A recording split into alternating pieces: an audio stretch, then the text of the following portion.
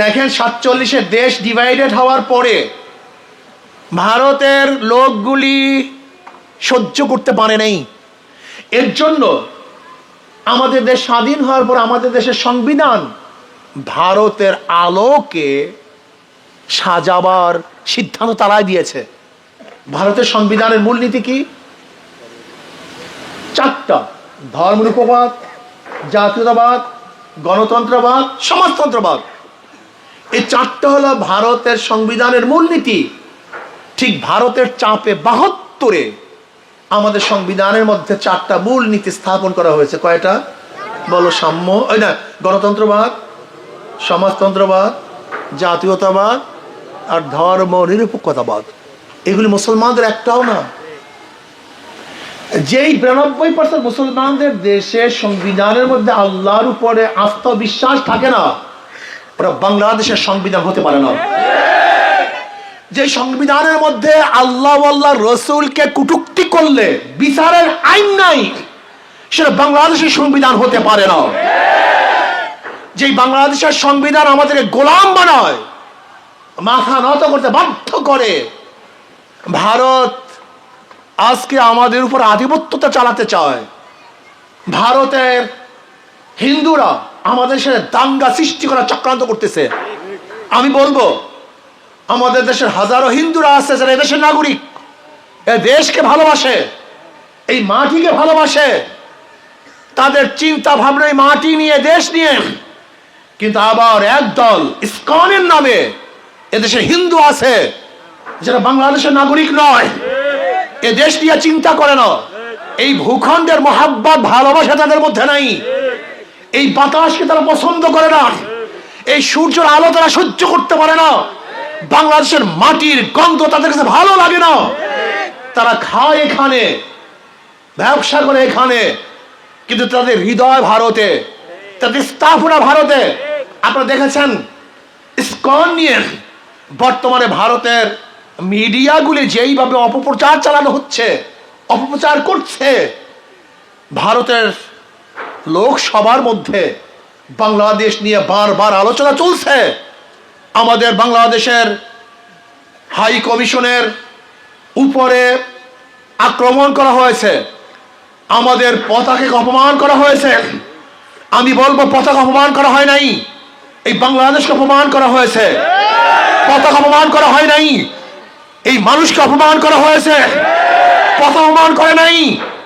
অঘোষিত ভারত আমাদের সাথে যুদ্ধের ঘোষণা দিয়েছে, এটা সহ্য করা যায় না। এদেশের যারা নাগরিক, তাদেরকে এদেশের আইন অনুযায়ী বিচার করা হবে। কাকে জেলে রাখবে, কাকে মুক্তি দিবে, এদেশের হাইকোর্ট, সুপ্রিম কোর্ট, জজ কোর্ট বিচারালয় নির্ধারণ করবে কে মুক্তি পাবে, কে মুক্তি পাবে না, কে জামিন পাবে, কে জামিন পাবে না। আমেরিকা, রাশিয়া, চীন, ভারতের কোনো এখতিয়ার নাই কাকে মুক্তি দিবে, কাকে মুক্তি দিবে না এই কথা বলার। আমরা কি দেখেছি? ভারতের শাসক গোষ্ঠী এদেশের জাতিসংঘের নিরাপত্তা বাহিনীকে পাঠাবার প্রস্তাব দিয়েছে। কি হয়েছে আমাদের দেশে? একজন মুসলমান আইনজীবীকে হত্যা করার পরেও এদেশের মুসলমানরা ধর্মীয় দাঙ্গায় লিপ্ত হয় নাই, লিপ্ত হইতে চায় না। কেননা আমরা কোনো হিন্দুদের সাথে বা খ্রিস্টানদের সাথে আমরা ধর্মীয় দাঙ্গায় লিপ্ত হতে চাই না। কেন? হিন্দুরা এদেশের নাগরিক, খ্রিস্টানরা এদেশের নাগরিক। আমরা মিলিয়ে মিশে দেশটাকে গঠন করতে চাই, মিলে মিশে দেশটাকে করতে চাই, আমরা শান্তিতে বসবাস করতে চাই। কিন্তু যারা ধর্মের নামে এ দেশকে অস্থিতিশীল করার চক্রান্ত করবে, এ দেশকে ধ্বংস করার চক্রান্ত করবে, আমাদের ভূখণ্ডকে আলাদা করার চক্রান্ত করবে, আমাদের দেশকে অস্থির করার চক্রান্ত করবে, আমি বিশ্বাস করি বাংলাদেশের প্রত্যেক নাগরিক ঐক্যবদ্ধভাবে ওই ষড়যন্ত্রকারীদের বিরুদ্ধে আন্দোলন করবো, সংগ্রাম করবো ইনশাআল্লাহ। আপনি কি ভেবেছেন এই বাংলাদেশের মানুষ যোদ্ধা জাত? তারা বারবার যুদ্ধ করেছে, একদিন না, 2 দিন নয়, তারা বারবার যুদ্ধ করেছে। ব্রিটিশদের বিরুদ্ধে যুদ্ধ করেছি, আমরা পাকিস্তানের বিরুদ্ধে যুদ্ধ করেছি, আমরা ভাষা আন্দোলন নিয়ে যুদ্ধ করেছি, আমরা দেশের সন্ত্রাসকে বারবার উৎখাত করার চক্রান্তকে নস্যাৎ করে যুদ্ধ করেছিলাম। আমরা বৈষম্য বিরোধী আন্দোলনে যুদ্ধ করেছিলাম। আজকেও যদি ভারত আমাদের দিকে কোনো অবস্থাতেই আঙ্গুল উঁচা করে, তাহলে ইনশাআল্লাহ বাংলাদেশের কোনো নাগরিক বসে থাকবে না, তারা ওই আঙ্গুলকে ভেঙে দেওয়ার চেষ্টা করবে ইনশাআল্লাহ।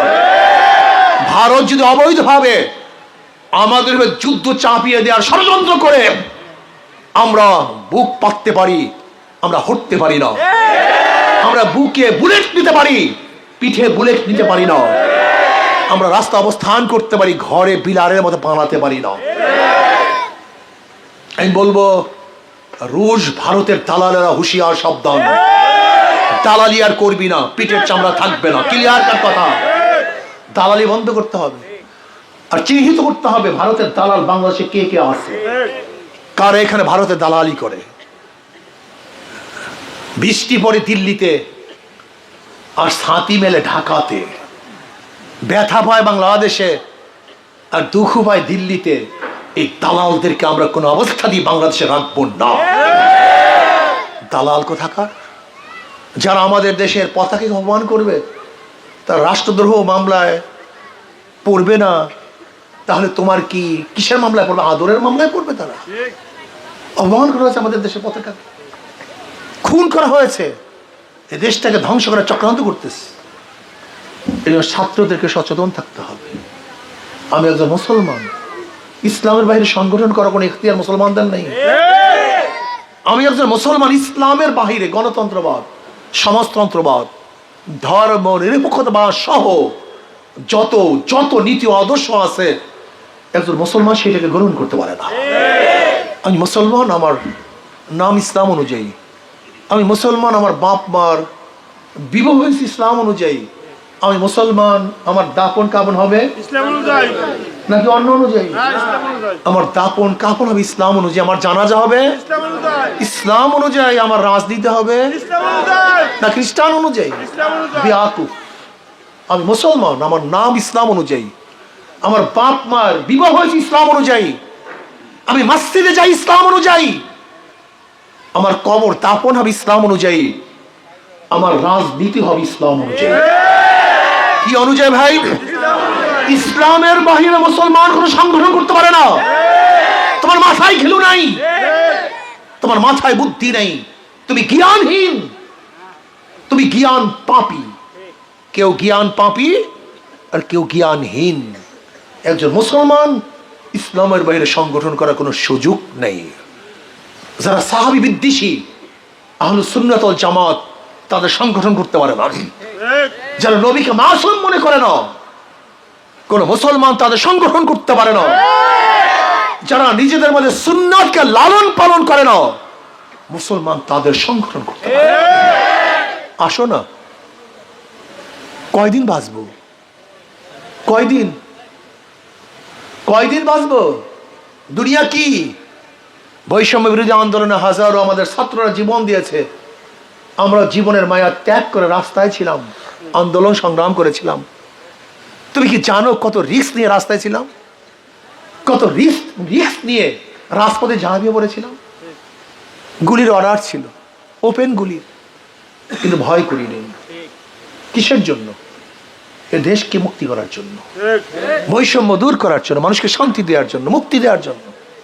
আসো না, আমরা সবাই মিলেমিশে একটা সমাজ করি, চোর মুক্ত, সন্ত্রাস মুক্ত, দুর্নীতি মুক্ত একটা দেশ গড়ি।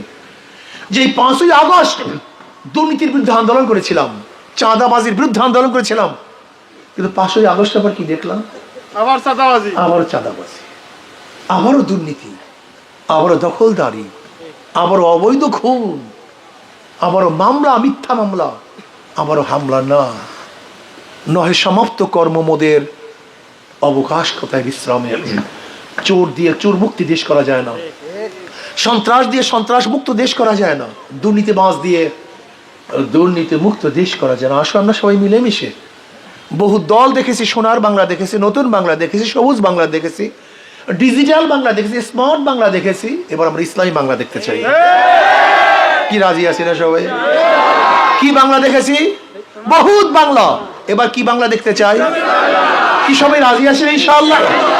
কে গেলে দুই হাত তুলে নারায়ে তাকবীর, নারায়ে তাকবীর। আলহামদুলিল্লাহ। ইসলামী বাংলা যদি হয়, চুরি থাকবে না, গুন্ডামি থাকবে না, মাস্তানি থাকবে না, বাংলাদেশের টাকা বিদেশে পাচার হবে না, অবৈধ খুন থাকবে না, বৈষম্য দূর হয়ে যাবে, গরিবরা ধনী হয়ে যাবে, আমার মা বোনরা তাদের অধিকার ফিরে পাবে, শ্রমিকরা ন্যায্য অধিকার পাবে, দেশি কামার তামার চামার সমস্ত মজদুররা তাদের অধিকার নিয়ে বসবাস করতে পারবে, সুষম বন্টন করা হবে, ন্যায় বিচার প্রতিষ্ঠিত করা হবে, আমার মা বোনদেরকে ধর্ষণ করার পর আর হত্যা করা হবে না, আমাদের মা বোনদের চেহারার উপরে অ্যাসিড নিক্ষেপ হবে না, আমরা সমস্ত মানুষগুলি মিলেমিশে সুখে শান্তিতে থাকতে পারবো, হাসবো মিলেমিশে হাসবো, কাঁদবো মিলেমিশে কাঁদবো, খাবো মিলেমিশে খাবো ইনশাআল্লাহ, ভালো থাকবো সবাই মিলেমিশে ভালো থাকবো, কেউ খাবে কেউ খাবে না তা হবে না। ইসলাম সুন্দর একটা বন্টন করে দিয়েছে। কাজে আসো আজকের থেকে ছাত্র আন্দোলনের পতাকা তো লক্ষ্যবদ্ধ হয়ে ইনশাআল্লাহ সবাই কাজ করো। আমি বিশ্বাস করি এখানে যারা আসো, এই কয়জন ছাত্র যে মাথার মধ্যে ঢুকা আমার ছাত্র ভাইকে ইসলামের পথে আনতে হবে, ইসলামের পথে আমার ছাত্র ভাই আসলে গাঁজাগর হবে না, ইয়াবাখর হবে না, ও সিগারেট ধরবে না, চোর হবে না, গুন্ডা হবে না, ধর্ষক হবে না। আজকে আমার ছাত্র ভাইরা ছোট ছোট ছাত্র 7-এ পড়ে গাঁজা খায়, 8-এ পড়ে ইয়াবা ধরছে। এর কারণটা কি? এর কারণটা কি? এর কারণ হলো সোহবত। সোহবত, সৎ সঙ্গে স্বর্গবাস, অসৎ সঙ্গে সর্বনাশ। আমরা চাইটা পরিবেশ করতে, যে পরিবেশের মধ্যে হাজারো খারাপ মানুষগুলি আসলেও সবাই ভালো হয়ে যাবে। আল্লাহ আমাকে আমাদের সবাইকে ছাত্র আন্দোলনের অন্তর্ভুক্ত হয়ে কাজ করার তৌফিক দান করেন। কেউ আজকে দাওয়াত দেবেন না ইনশাআল্লাহ? সবাই